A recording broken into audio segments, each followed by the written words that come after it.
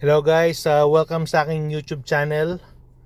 Ang date ngayon is October 11, 2024, which is Friday. So ngayon sumweldo ako ngayon sa Group B ng Yieldmax ETFs.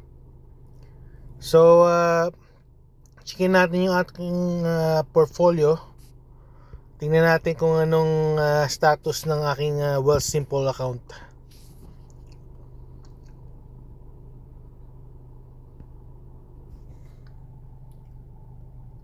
Oh, okay. Latest development to. Tingnan mo yung account ko.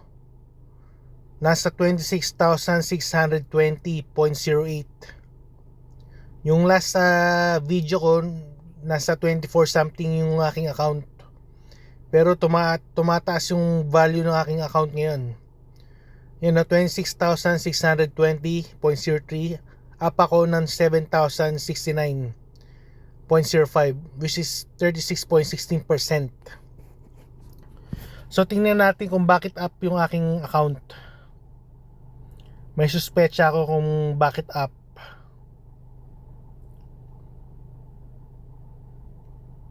So TFSA 12,199.77. Okay. Coney, IWMY, MSTY. Dito sa MSTY, nag-a-average siya ngayon ng 29.26. So itong MSTY pataas ng pataas ang kanyang value. Tapos naging positive ako ngayon. Total return is 1,403.89. Itong MSTY, itong MISTY, nagme-make up siya ng 74% ng aking overall portfolio. So malaki ang malaki ang tinaas. Kaya yung aking portfolio tumataas din.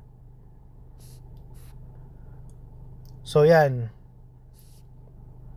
So ganun pa rin ng aking ang share counts ko, pero ang ginawa ko itong araw na to,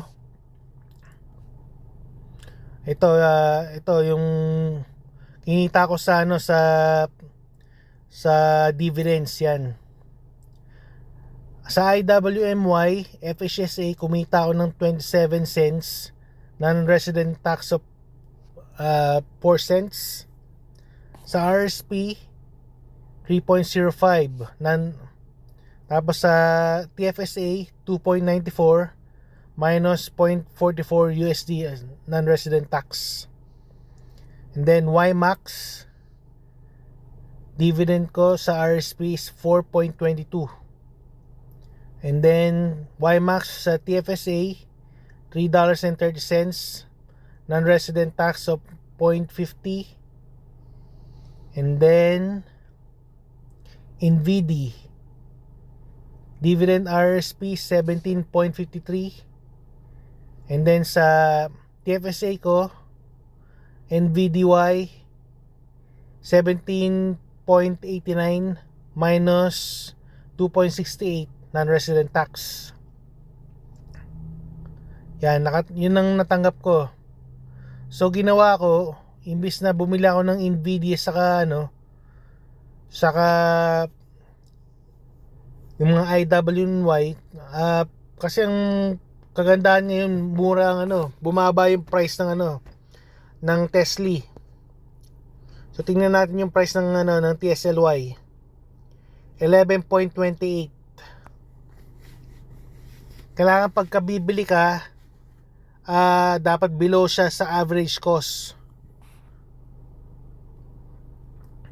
So paano mo ba pala malalaman kung ano yung totoong average cost mo? Kasi sinasabi dito sa di ba, yan average price 18.25. Pero hindi talaga yan ng totoong hindi yan ng totoong average price. Kasi ako nag-research din ako. Tapos nakikinig din ako sa mga nanonood din ako ng mga ibang mga YouTube channel tungkol sa high yield dividend investing. Tapos meron akong napanood na YouTuber, pangalan niya is uh, Leo Never Loses.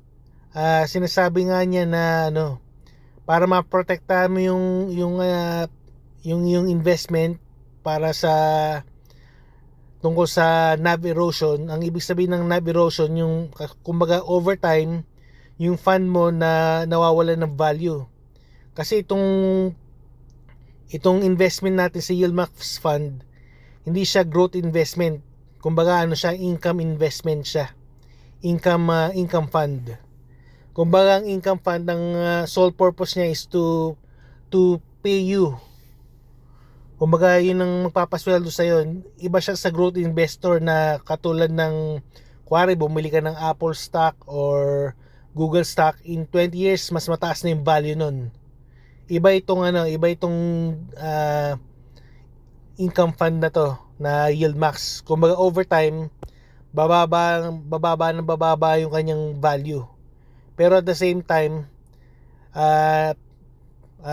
nagpe-pay out pa rin siya ng dividends. So yun ang kaiba ng growth saka dividend stocks. So papakita ko sa inyo yung kung paano yung tamang diskarte. Kumbaga ito yung gagawin ko ngayong strategy para dito sa aking Yieldmax account. So punta tayo sa aking notepad.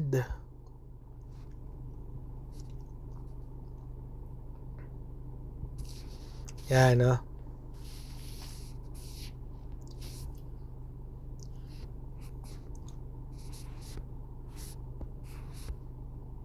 Okay. New updated strategy for high yield dividend investing. So I need to do dollar cost average. Only buy ETFs that are below your cost average. So how to know your true cost average? Formula: book value minus all dividends paid divided by number of shares. So yun ang formula: book value minus all dividends paid divided by number of shares. So i-try natin yung MSTY. Ito MSTY. Yan. Sinasabi dito book value 13,253.28. So lalabas natin yung ating calculator.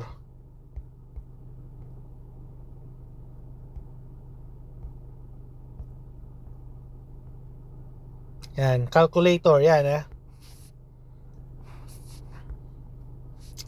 13,253.28 yan ang book value. So ilagay natin dito 13,253.28 pala. 3.28. Yan. 13,253.28 yan ang book value mo. So i-minus mo ngayon sa dividends. Yan, punta ka ngayon sa history mo. Yan i-minus mo lahat yan. So minus 404.79 minus 424.61 minus hinanapin pa natin yung mga ibang yung meron akong dividend payout. Ito yan, August 7, 392.60 minus 390.87 minus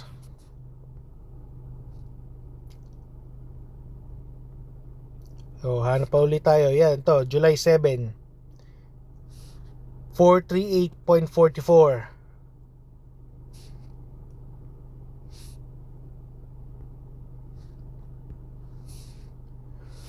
438.44. Yeah, minus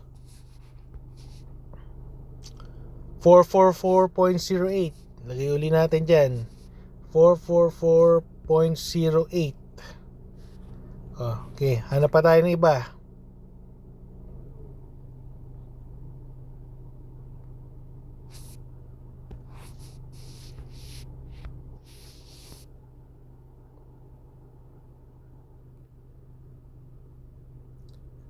Na-close ko yung aking account.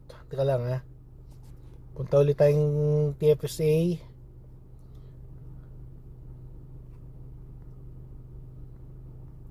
Yan.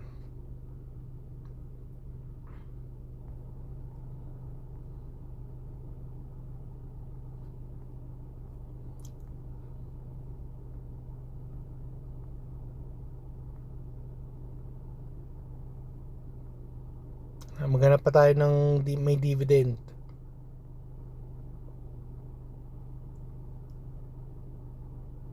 Ito yan, dividend June 6. 111.30 minus 111.30 minus 92.80. 92.80.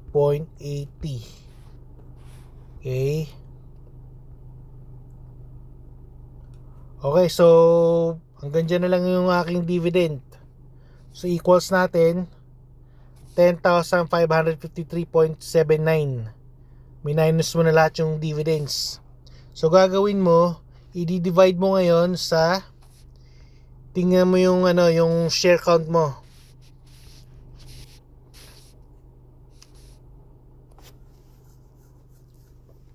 $463.3308. 463.3308. Yan. Yan ang sagot. 22.77. So kailangan ang bibiling ko dapat na value hindi dapat tataas sa 22.77. Kuwari 22.77 pababa, pwede na bumili ng Misty.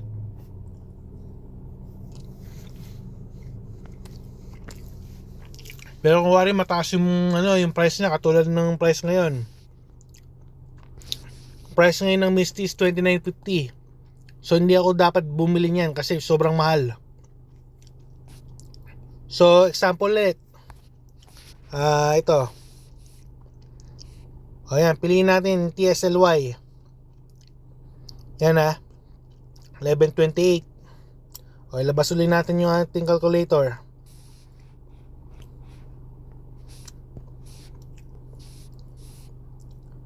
Okay, book value 1,208.31.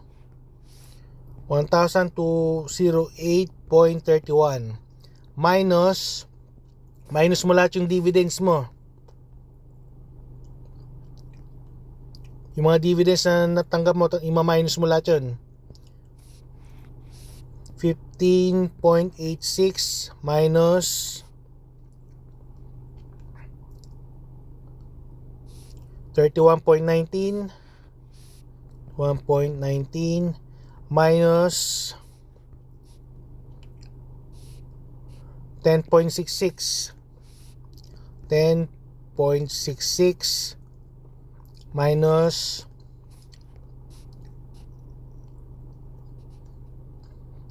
11.86 minus 22.55 2.55 minus 6.33 minus pa tayong dividend yan. $14, 14 minus 26.55, 26.55 minus 4.58, 4.58 minus yan 14.54, 14.54 minus 27.58, 7.58 minus 4.75 minus yan 13.08, 13.08 minus 19.97, 0.97 minus 12.86, 0.86 minus meron pa dito 13.15, 0.15 minus 17.69, 17.69 minus 12.64, 0.64 minus 11.31 minus 16.63 minus 12.32, 0.32.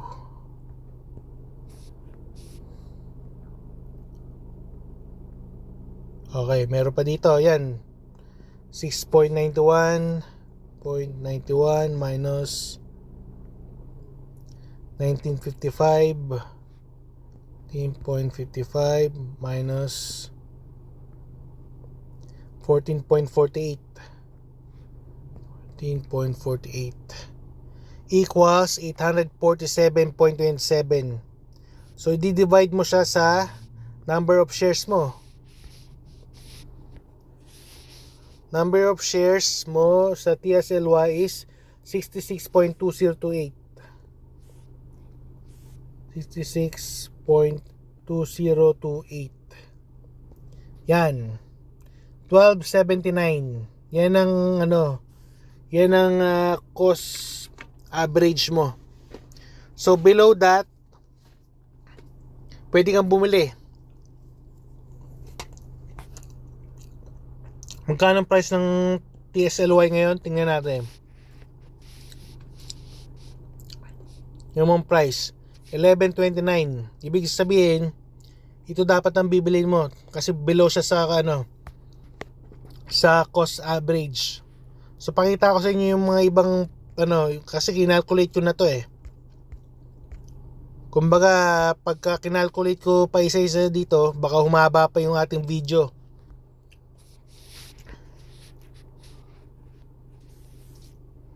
Yan.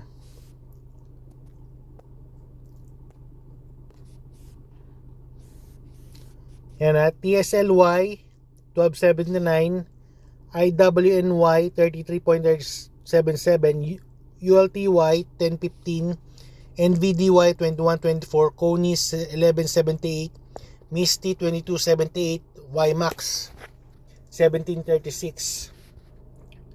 So yan ang aking strategy ngayon. Kailangan kung bibili ako, dapat below siya sa sa cost average. Only buy ETFs that are below your cost average. It is important only buy ETFs that are below your cost average. If everything is above your cost average, save it and wait for the price to go down on a red day. So ganun ang stock market, 'di ba? Usually nag-up and down. So magabang ka ng opportunity na red day. Kumbaga kung ano yung natatanggap mo sa dividends, ipunin mo lang yon. Para pagka bumagsak ulit ang stock market, ngayon pwede ka na bumili ng ng mas magandang deal sa stocks. So guys, dito na nagtatapos yung aking video. Medyo napahaba yung ating video ngayon. So tandaan nyo lang guys na hindi ako isang financial advisor, kumbaga amateur investor lang ako. So kung ano yung napapanood nyo dito sa sa video na to is only for entertainment purposes only lang. Saka kailangan yung mag-research. Kasi hindi ko responsable yung kung anong gagawin niyo sa inyong investment. Kumbaga ako ay ginagawa ko to para sa sarili kong investment journey. So kung anong tatahakin yung investment, kumbaga kayo nang may responsibilidad doon. So hanggang dito na lang guys ang aking video, and thank you guys, and have a good day, and God bless you all. Bye.